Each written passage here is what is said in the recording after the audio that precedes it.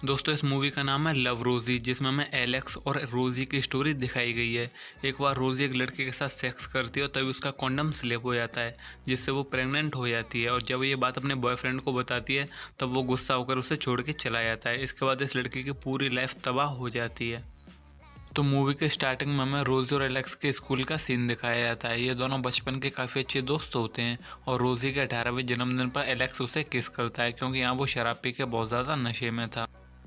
फिर अगले दिन जब सुबह होती है तो रोज़ी को ऐसा लगता है कि एलेक्स ने उसके साथ काफ़ी गलत किया है। फिर वो एलेक्स से कहती है कि कल रात की तरह ऐसी रात कभी ना आए। और एलेक्स को ऐसा लगता है कि रोज़ी उसकी सिर्फ बेस्ट फ्रेंड बनकर रहना चाहती है, उसके साथ वो रिलेशन को आगे नहीं बढ़ा। इसके बाद ग्रे, जो कि स्कूल का एक हैंडसम लड़का है, वो रोज़ी को उसके साथ डांस करने के लिए पूछता है, लेकिन रोज़ी तो एलेक्स के साथ डांस करना चाहती है। लेकिन जैसे उसे पता पड़ता है कि एलेक्स तो एक दूसरी लड़की के साथ डांस करने वाला है जिसका नाम है बेथनी, तो वो ग्रे के ऑफर को हाँ कर देती है और वो ग्रे के साथ डांस करने लगती है। और जब कॉलेज फंक्शन में रोज़ी ग्रे के साथ डांस करती है, उसके बाद वे दोनों इंटीमेट होने लगते हैं और इंटीमेट होने के दौरान उसका कॉन्डम स्लिप हो जाता है और वो प्रेग्नेंट हो जाती है। और एलेक्स को बोस्टन यूनिवर्सिटी में होटल मैनेजमेंट का कोर्स करने के लिए स्कॉलरशिप मिल जाती है और ये बताने के लिए वो रोज़ी के पास आता है, क्योंकि रोज़ी भी ये कोर्स करना चाहती है। तो वो कहता है चलो हम साथ में चलते हैं, और वो राज़ी हो जाती है। लेकिन तभी रोज़ी को ख्याल आता है कि वो तो प्रेग्नेंट है। इसके बाद वो नहीं चाहती कि उसकी वजह से एलेक्स की पढ़ाई पर असर पड़े, इसलिए उससे मना कर देती है और उससे कहते हैं कि तुम चले आओ, मैं 2 हफ्ते बाद आऊँगी। और ऐसा कह के वो एलेक्स को भेज देती है। इसके बाद रोज़ी एक लड़की को जन्म देती है जिसका नाम कैटी रखा जाता है, और तभी एलेक्स को उसकी प्रेगनेंसी के बारे में पता पड़ता है, तो वो उससे मिलने उसके घर पे आता है और रोज़ी उससे ये सब कुछ छुपाना चाहती है। लेकिन एलेक्स को तो सब कुछ पहले से ही पता था।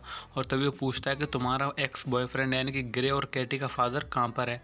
तभी वो उससे कहते हैं कि वो तो पहले ही भाग चुका है। इसके बाद एलेक्स उसकी लड़की कैटी का गॉडफादर बन जाता है। इसके 5 साल बाद एलेक्स से मिलने के लिए रोज़ी बोस्टन जाती है और वे रात भर खूब एंजॉय करते हैं और पार्टी करते हैं। और तभी रोज़ी को पता पड़ता है कि एलेक्स की गर्लफ्रेंड सैली भी प्रेग्नेंट है और एलेक्स की हालत कुछ ठीक नहीं है। इसके बाद वो दोनों आपस में बहस करने लगते हैं और बहस ही बहस में एलेक्स रोज़ी से कहता है कि उनके बच्चे के पास दोनों पेरेंट्स होंगे, मॉम एंड डैड, तुम्हारी तरह एक नहीं। और ऐसा सुनने के बाद रोज़ी काफ़ी हर्ट हो जाती है, उसको बुरा लगता है। जिसके बाद वो अपने घर आ जाती है और तभी उसका एक्स बॉयफ्रेंड ग्रे उससे मिलने उसके घर आता है, उसको कैसे भी करके मना लेता है। फिर रोज़ी और ग्रे दोनों शादी कर लेते हैं और फिर रोज़ी को पता पड़ता है कि एलेक्स और उसकी गर्लफ्रेंड अलग हो चुके हैं, क्योंकि वो बच्चा एलेक्स का था ही नहीं।